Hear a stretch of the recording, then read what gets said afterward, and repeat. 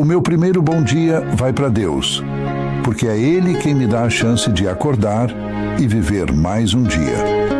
Antes de qualquer coisa, Deus, obrigado por me dar forças para enfrentar os desafios e por me abençoar com a saúde, o ar que respiro e a oportunidade de fazer o bem. Cada manhã é um presente. Então, antes de olhar o celular, antes de falar com qualquer pessoa, eu paro, respiro fundo e entrego o meu dia nas mãos de Deus.